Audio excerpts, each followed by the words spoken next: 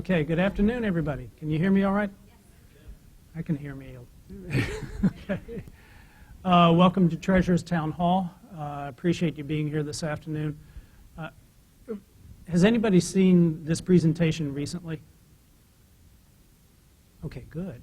All right. I was just saying I've come to like the end. I go through all the campuses, all the ones in New Brunswick and Piscataway, and then all the two newer campuses. And I think I've hit just about everybody now, so it's time for new material.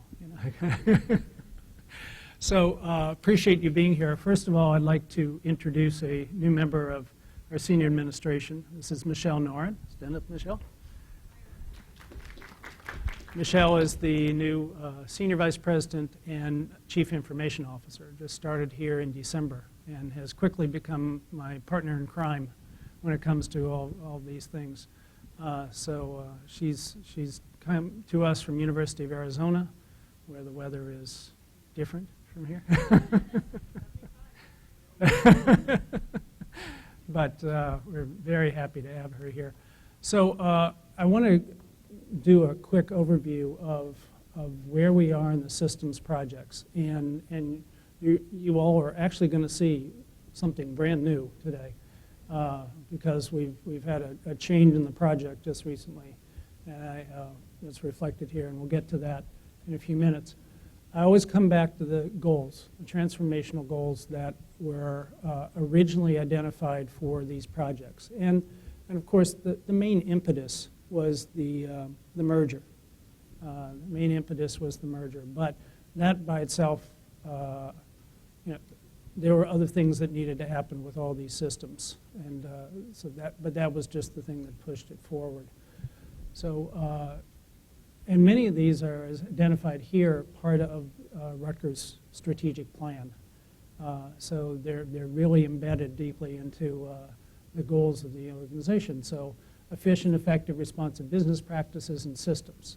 So it's intended that these things make us run more efficiently, more effectively, so that money can get into the strategic initiatives and the academic side. I mean, that's why we're here. The move to responsibility center management budgeting required changes to the processes and the way we count things, and we actually are ahead of the change in the accounting system. We're making it work with the old accounting system this year, and moving towards the supporting infrastructure, if you will, coming forward.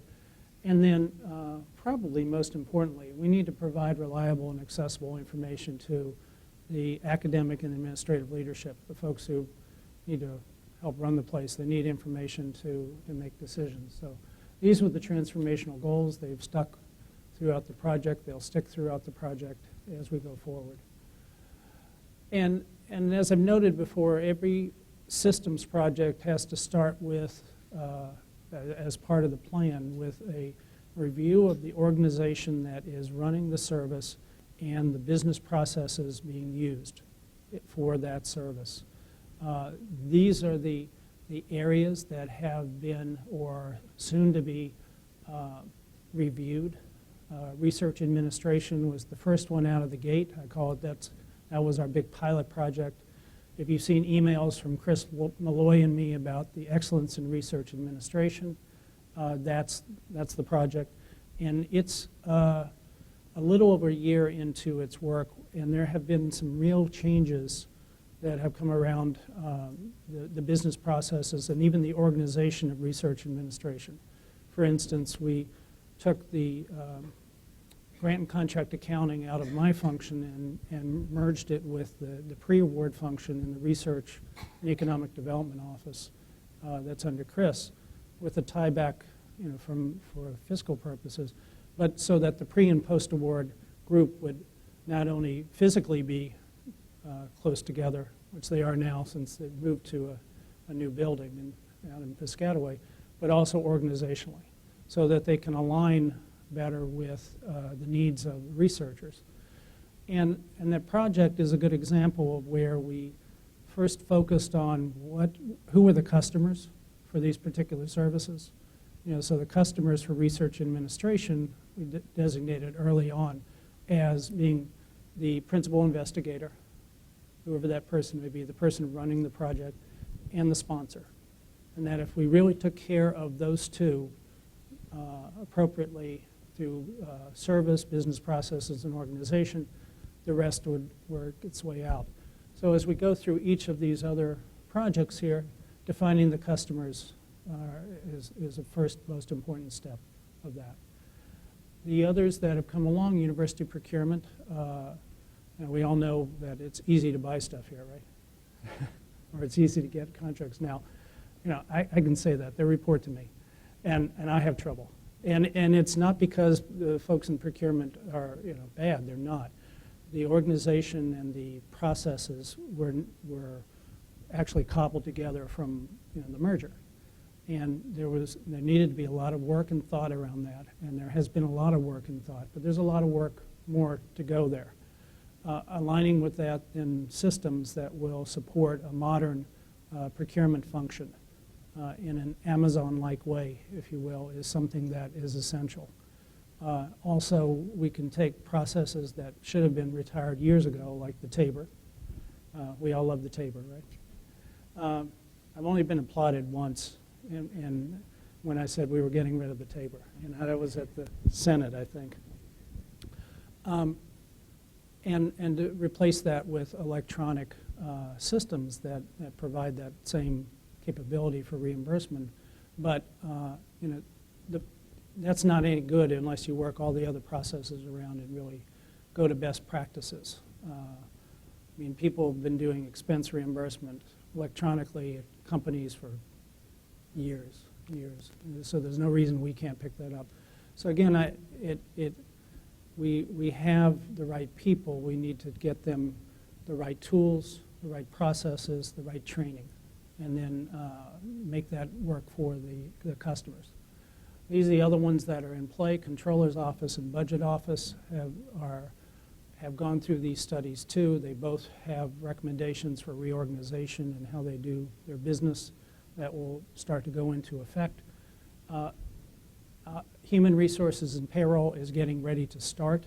There's been some preliminary work on what are the goals and objectives of the university's HR process and organization, but HR, like research, is one of those things that goes all the way through a cycle from the department to the campus to the university central function and back again.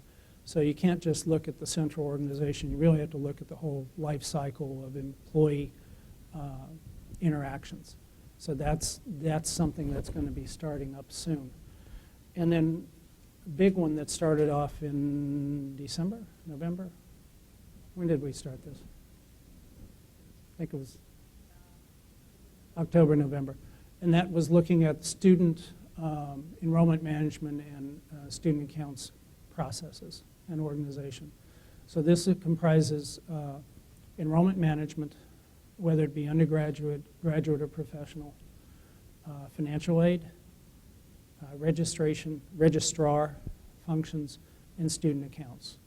So really what touches the whole student recruitment, registration, accounting processes there, as well as questions around compliance for things like financial aid. So that is a big, big deal. And this is one that, again, has things that need to be very local to New Brunswick or Newark or Camden, or even individual schools like the medical schools have very specific requirements in terms of admissions process. But there are things that also need to be campus-based. There are things that need to be university. What's the best function in the right place, and how should it be done? So we have a team that is working its way around the entire university, a team from Deloitte Consulting that's helping Barbara Lee, the Senior Vice President for Academic Affairs, and me look at this big question and try to work with the chancellors to get things in the right place. I'll talk later about the Student Information System, which is the last project in this whole series of things to do. And that's because we have the greatest amount of work to do on the organization and business processes for the student services than we do anywhere else. That one is really, really tied to improving the student experience, which was a cornerstone of the strategic plan. So big, big deal. So these things, again, have to precede a systems project. So they have to align with that. So these are the projects that are total throughout the entire set of projects, and then I'll focus strictly on the phase one. So financial management, budget and financial planning, cost management, procurement, I'll go into more detail, HR, payroll, research, administration, and finally student. So this is the gamut of projects, and it's going to extend probably to 2018, 2019. It'll take that long to do each of these and do it appropriately. So these are the phase one projects. So the phase one projects were general ledger and project grant accounting, including redesign of the chart of accounts. Procure to pay and expense management. The HR payroll, in this case, moving RBHS employees who are currently being paid by the Banner HR payroll system, moving them to the university PeopleSoft HR payroll system. So not really upgrading anything, but simply moving those. No, it's not simple at all. I was also going to say just moving them. That's not a just either. It's a big thing to take somebody from one payroll system with one set of rules to another payroll system with another set of rules, and to make sure that the paychecks come out right. And I'll talk about that as a consequence in a minute. And then common budget, Hyperion budgeting tools. So the original go live for the first three items was, and I say was, July 1st. Things have come up on that, and I'll talk about that. The budget planning tool has actually gone live for quite a number of units. And it's on schedule to be available for responsibility centers to do their budgeting in March. So let's get into what are the key issues, and then I'll talk about the details of the projects. Well, thanks to Michelle coming in and somebody with a great deal of experience in this, we initiated an intensive review of all the projects that were in phase one and really had a hard look at them right before the holidays. It was very important that we go through in gory detail all the things that needed to be done, and could they in fact be done reliably by July 1. And the result was that we had a couple of issues. This was a project that was supposed to have started really in earnest in last July, but a lot of issues made it really push into October. One of them had to do with contracting.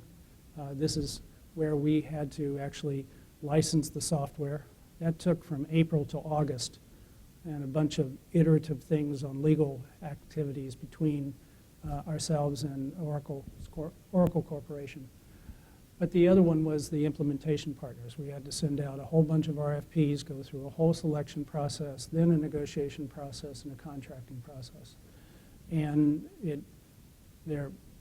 let's go back to procurement. A lot of things to improve in that process, and that was demonstrated in this. But it also had to do with just the legal relationships and the contracting relationships between one big company like Rutgers and another big company like Ernst & Young and Deloitte. So lessons learned, we'll give ourselves plenty of time to do those in the future, but that delayed things. We also were looking for certain key employees, plus the actual people assigned from the implementation partners, and get them on the ground.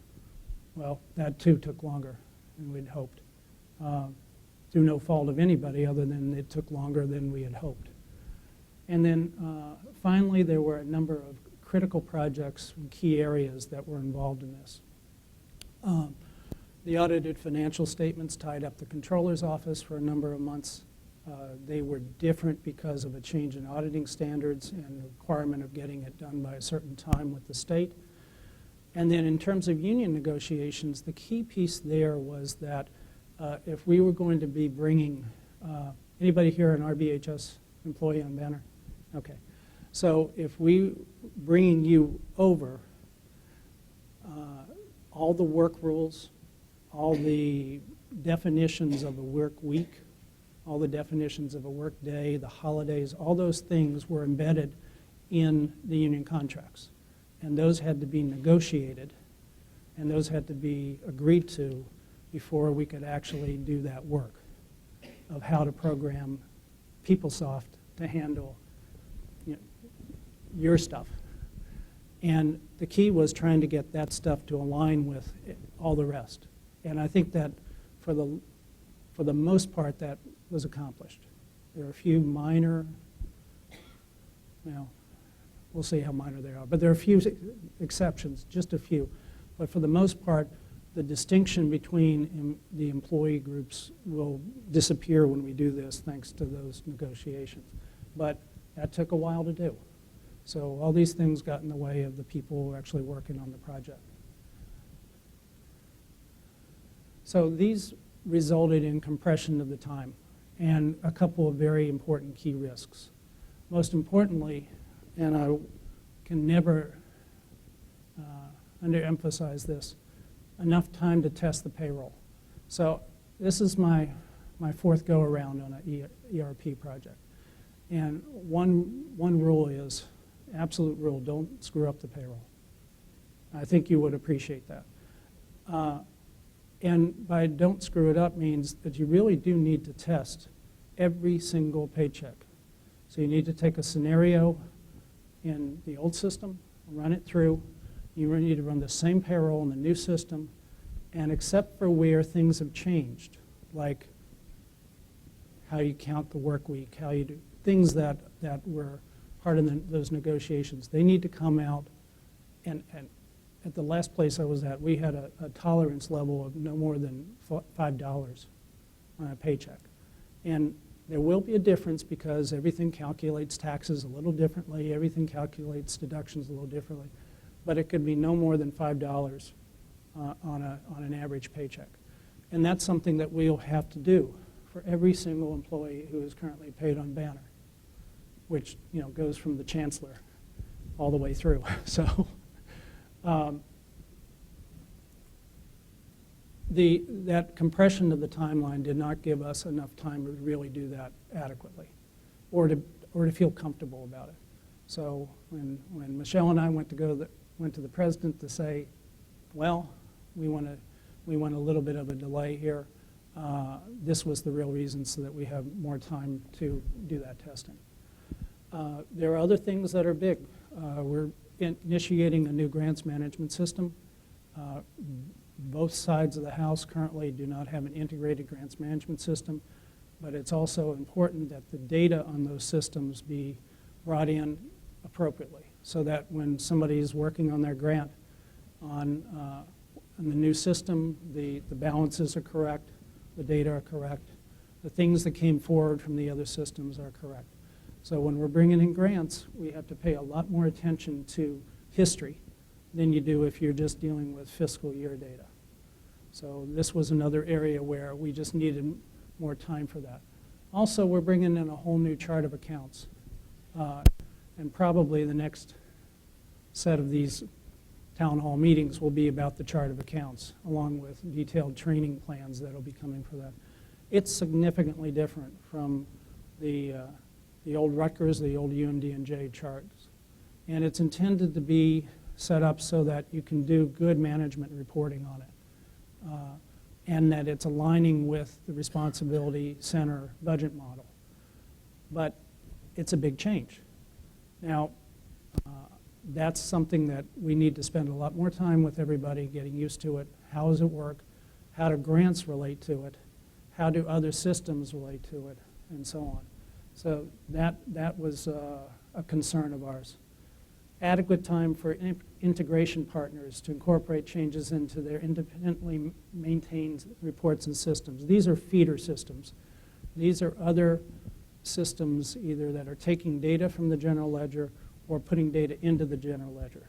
And those each have to be touched or managed in one way or another to take into account this new chart of accounts. And we felt also that there was not enough time to do that testing. And then we want the reports to come out the right way when this is done. We also felt that we needed more time in the data warehouse report and data extract area. So all those being said, we have extended the go-live date to October 1st. Now, I'll say, quite honestly, we went in asking for a little more time. But the president said, 3 months, that's what you get. And we can manage to that. It will work. But it does a couple of things. It gets directly off the year end. It gets some out of the summer. We're getting into the beginning of the semester and so on, but it takes off some things that sometimes get in the way when you start on a July 1 anyway. So what are we doing here? We're going to have time allotted for the testing and the completion of that. We're going to do the significant parallel testing.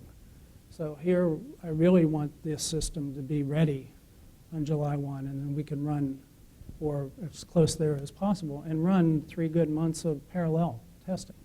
Because the first one won't be right, and you have to go back and figure out why, and then run it again, and run it again. And we need to be able to do that over the course of several months to be able to know that the calculations are taking care of all the various deductions and calculations and eventualities. So that's an important aspect. Again, cardinal rule, don't screw up payroll. These integrations going into the new chart of accounts, very important so that these feeder systems can talk to the GL appropriately. We don't hold up business in some other part of the university.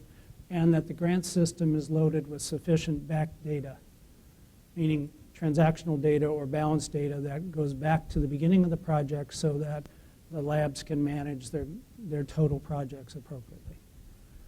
The other side of it is, to be honest, and I know that there's been concern as we've talked about this around various fora, that the timeline for training was very packed between now and July 1st. Well, this allows us to unpack it a little bit. Now, I say a little bit just because it'll provide more time for what I call socializing the changes. But the reality is that effective training typically happens just before you start using it. I think some of the studies show that if it's more than a week away from when you actually start using it, it loses its effectiveness. Is that right? About a week. So just-in-time training is inevitable. However, we can get a lot of things more ready for the users of it before that. More time to socialize the chart of accounts, more time to give study aids or reference materials, more time to really work on the change management component of that. So it doesn't mean that there won't be just-in-time training going on in these, because I think that'll still be necessary. But it'll be unpacked from the end of June. So that was that. Questions?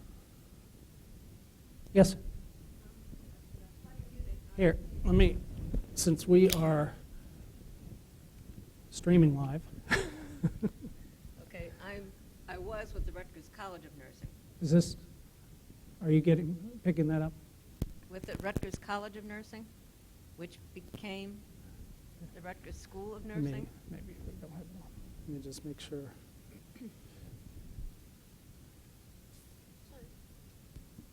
One, two. Okay, there you go. Okay. I was with the then Rutgers College of Nursing, Right. which became the Rutgers School of Nursing. Right.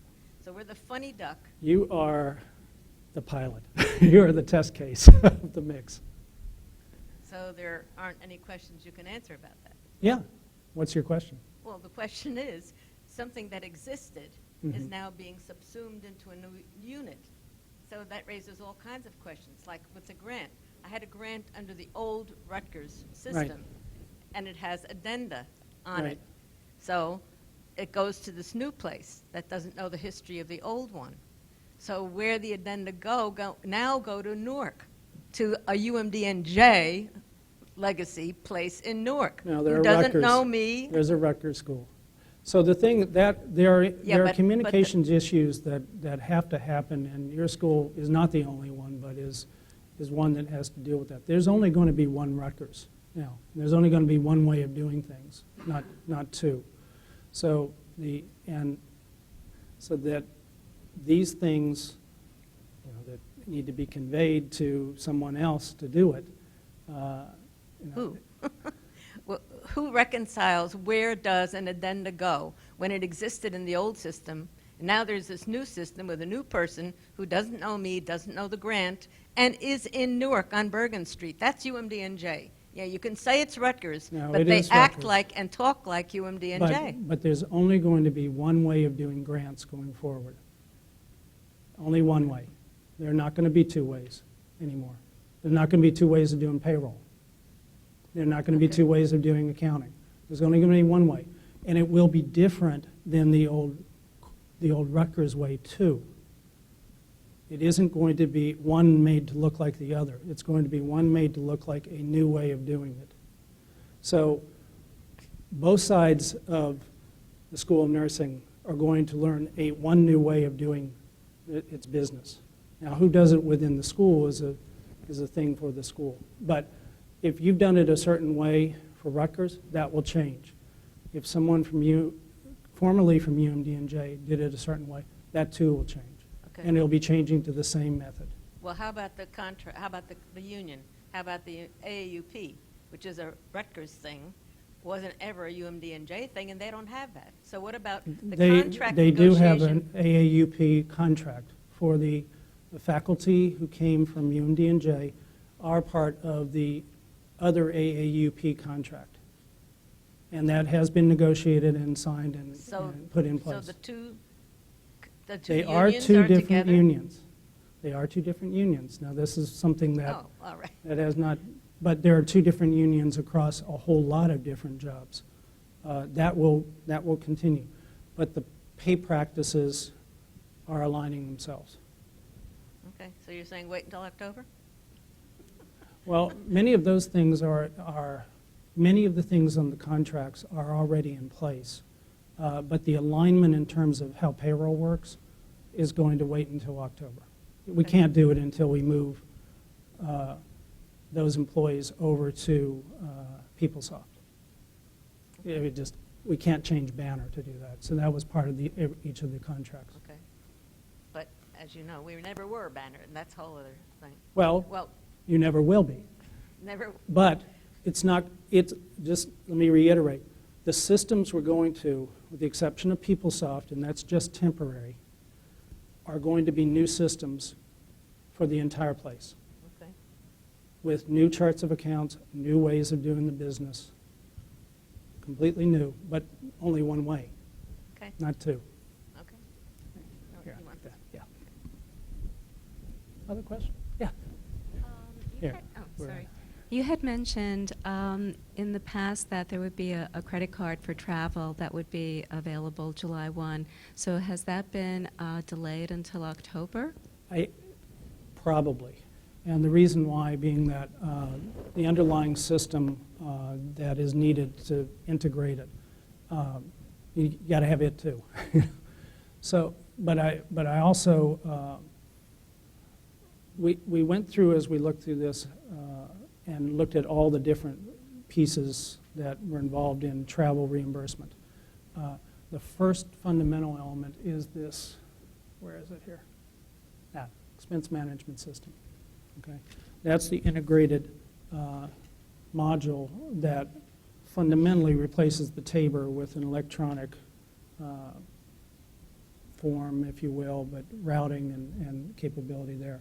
That's the system that will tie into a procurement card, and that we wanted to separate those two slightly so that, get this down working well, go out to the market, find the best procurement card we could use, and then bring that in so that we're not doing too much change at one time. But we are intending to go out and market, and it might be more towards the latter part of the year than right on that. so that we're not piling too much at one time. But the intent will be to get to a travel card, so that personal use of credit cards for university business will be substantially reduced, if not ultimately eliminated. We also would likely engage a travel management company so that some things won't require a credit card at all, but instead, right now there's some setups for direct charging of tickets and such, that we'd want to set that up with a travel management company. Other questions? Yes. Here. How you doing? Hi. You just mentioned that the banner migration to PeopleSoft will be temporary. So eventually, will there be another system that replaces PeopleSoft? Yes. Yes. So let me. I'll just jump to the. I'll just jump forward. So I've talked about phase 1 projects. That's here, and I'll go through that a bit. But what that, if I go back to, where is that in here? Where's the list?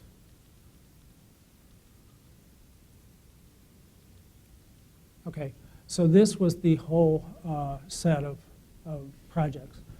If you look down here, HR payroll is migrate employee records on the Banner HR into existing PeopleSoft system in preparation for ultimate migration to Oracle Cloud HCM solution. That's a new HR payroll system. And the first trick was to get everybody onto one system so that we were migrating from one to one. The other, let me find it, see right here, HR payroll, BPR org review. I talked about at the beginning that we needed to do that in advance of work on a system for HR payroll. Well, that's scheduled to start this summer, probably go through the end of this calendar year. And then if you get into what we call phase 2, right here, phase 2 HCM implementation.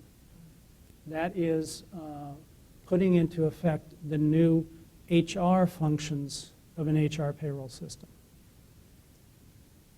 Payroll would in fact continue on PeopleSoft when that comes up for one cycle, and then it would start roughly the end of calendar 17 and go probably some part of into 18. The reason for that is risk. Again, don't screw up payroll. How many different things you want to change at one time? And so it was quite recommended to us by Oracle, split these up. You can split them up, so split them up into pieces. Get the HR pieces, that's benefits, that's hiring, that's all the elements around that. The employee record, get all those down right, then go back to payroll. And the existing payroll part of PeopleSoft can live with a new HR front end, if you will. So yes, it will switch to this new system. It's likely to be in the 2018 range. And you note that here it says phase 2 HCM implementation. The most logical time to start to turn on an HR system is the first of the year. So we're targeting January 1 of 18. To think about that. By the way, all these slides are available on my website, finance.rutgers.edu, along with all the past ones of these. So, other questions? That was a good one, thank you. If I could set it up, I would have. Your system been identified, the HCM? Yes, yes. It is a product also from Oracle. It is not a PeopleSoft. It is what they call the fusion product when they put together a new HR system. And it will be cloud-based like the new general ledger and financial system will be. So it's called, what's that? Yes, it will. Yes, it will. And then ultimately we'll bring up the payroll component of that in that second phase as mentioned. And then it'll be all kind of set up and up to date. One of the things that we chose to do up front about the system was to go to the cloud. And what that means is that we will not actually be running the systems on site. They'll be run by Oracle out there somewhere. I think our primary site's Chicago, if I believe that's correct. But then there'll be backup sites, and they'll take care of disaster recovery. They'll take care of maintenance. They'll take care of all those things. And I've been in the business long enough to remember the big centralized mainframes and supercomputers. I worked at Duke for a long time, and that's where all the big stuff was done remotely, one place where everybody took care of it. And we just have gone in one big circle, haven't we? Back to that. So the good thing about the cloud is, one, we get off of having to run those boxes. It's not our business. We don't need to be in that. We don't need to be dealing with disaster recovery. We need to just be holding them accountable for it. We also want to make it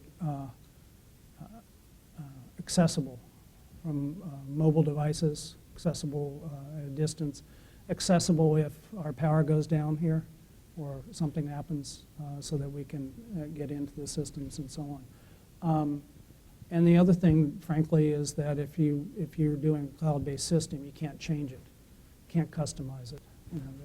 That's the thing that has plagued universities in implementing systems for decades now, that they customize the systems to their old way of doing business rather than change their way of business to the way that the system's set up. It means that instead of taking a year to bring up a new version can come up over a weekend for us. And that allows us to take advantage of new features and improvements and patches and corrections much quicker.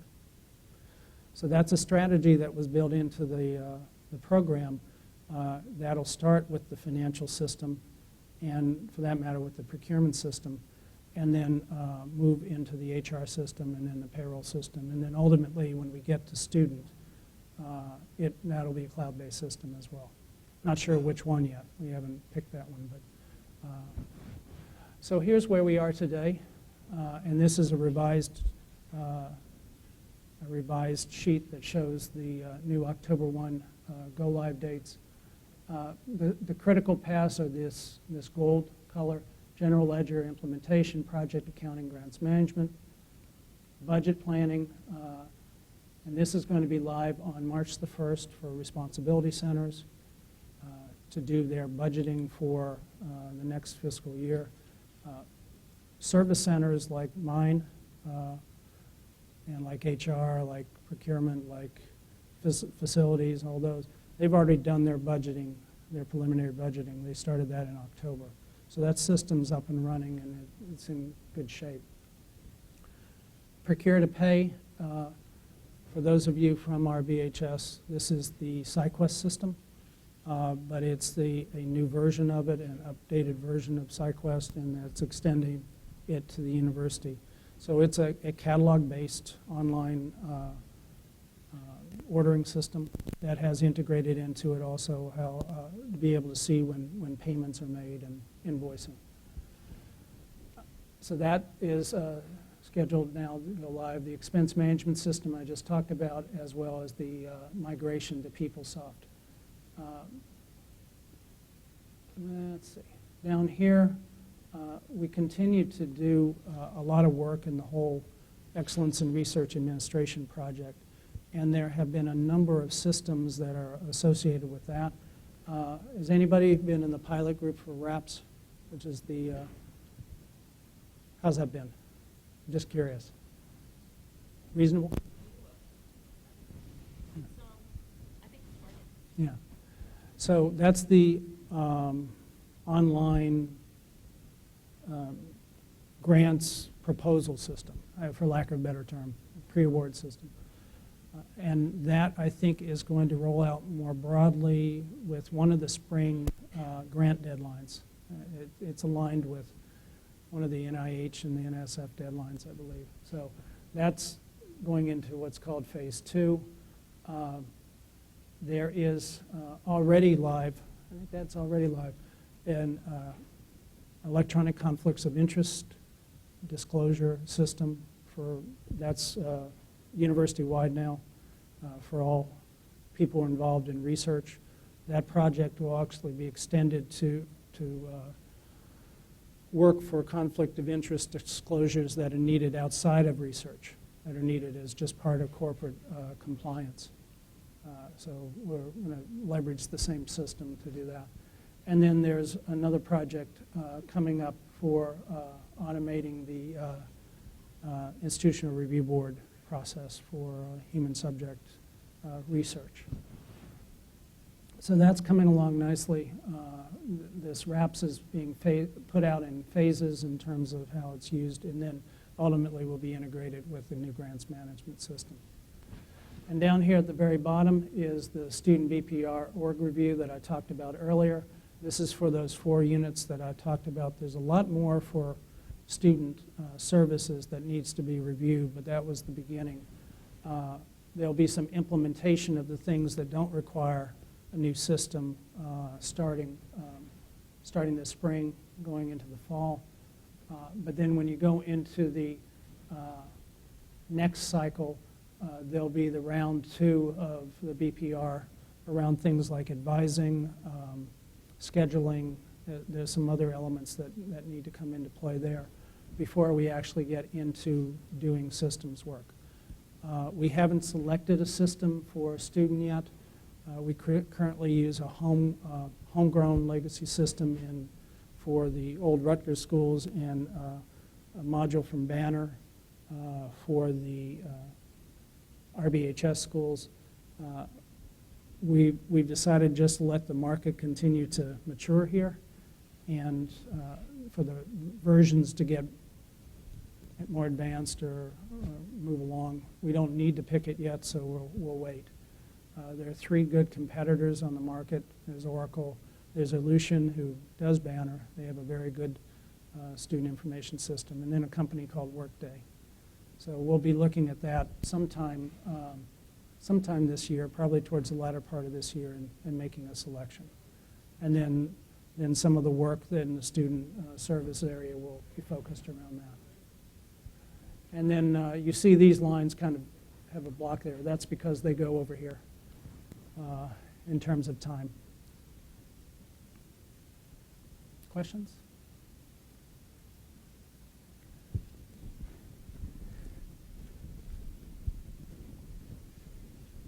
Just out of curiosity, since we had sometimes nightmares about implementing new systems, are we working with the other CIC institutions to try and learn from their expertise on new systems and to see what works and what not in the big community that we're part of now? Yeah, we're using every opportunity to look at best practices and this is also one of the things that our implementation partners have to bring to us. So there is a lot of experience out there, the good, bad, and the ugly. And I make the joke that I want to make new mistakes, not somebody else's old mistakes. So that's important here for us to really tap other institutions, or not necessarily the other institutions, other businesses that are using some of these software. They don't have to be in higher ed necessarily for us to gain experience from that. Again, that's something that we're depending on our implementation partners also to help us with.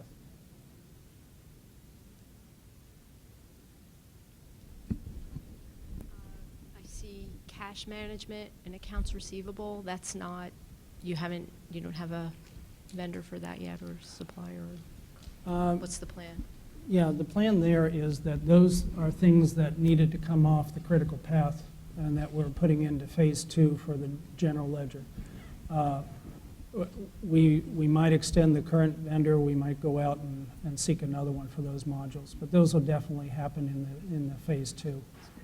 It's just those were things that, frankly, we could live without, and we could, at the beginning, we wanted to focus on those things that we needed to have just right in the beginning.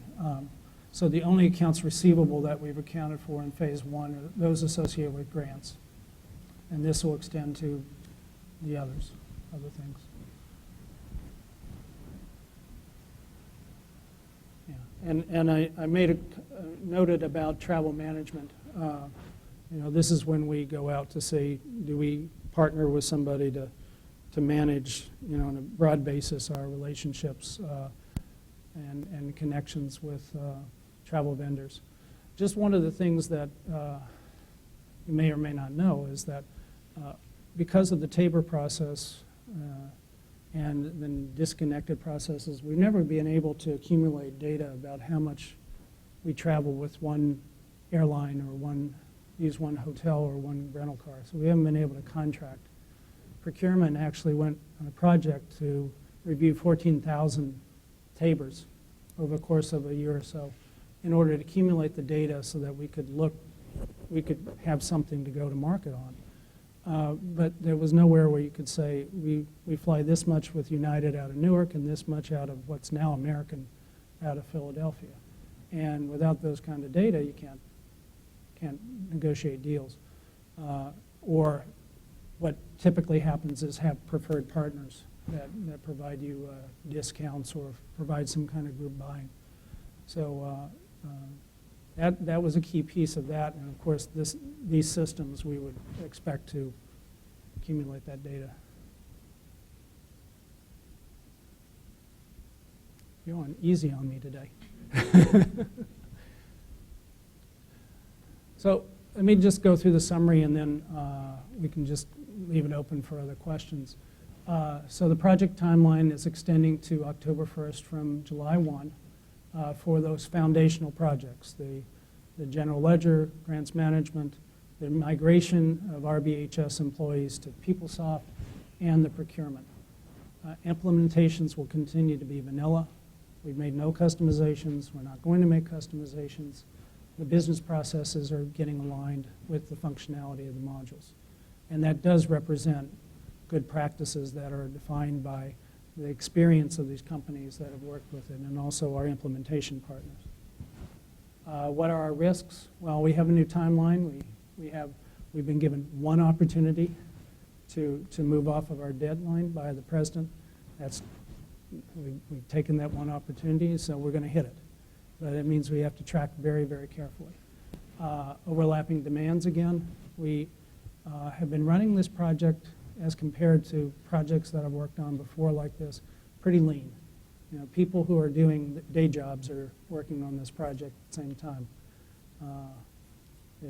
If any of you know Steve DiPaolo, the controller, I have him stretched 3 different ways at any given time. And but it depends on him to be intricately involved in this. And that's the case as you go through the whole administration. We've been lean about this.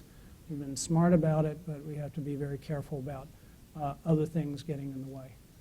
And we have to be careful of the budget. We have to make sure that this decompression is not just an add-on of more charges from consulting partners, but instead really decompressing it and doing the work, but doing it, having our work that's on our payroll, filling in that extra time to do the real testing. So that's why we really are pushing the project lines to be ready as close to July 1 as possible and use the time for extensive testing and training. And that's it. I'm happy to take other questions either in this live version or off to the side here either. So, anything else that can be helpful? Anything I missed?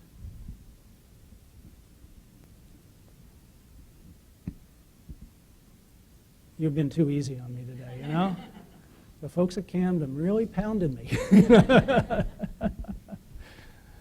All right, well, thank you very much. As I said, please come back to these as they float around New Brunswick, Piscataway. We're going to start talking about what are some of the new concepts, what are some of the new things that you need to be aware of. Grants management is a great example of that. The chart of accounts in general. What kinds of things can you expect to see when you get online for procurement? So we'll start to talk through those things as we go forward. And then please keep an eye on email, keep an eye on We're going to be setting up a website very, very soon that has a lot of project information. And we're going to start having some more detailed meetings, town halls, not necessarily me, but people who know really what they're doing, in terms of some of the specific areas that are being touched by the systems projects, like expense management or like the payroll piece, as we get into making sure that the folks who are currently running payroll in departments from RBHS can see what PeopleSoft's all about. So those things will be coming in the next few months. So just keep an eye on the schedules for those. All right? Thank you all. Really appreciate you being here. And I'll stick around if anybody wants to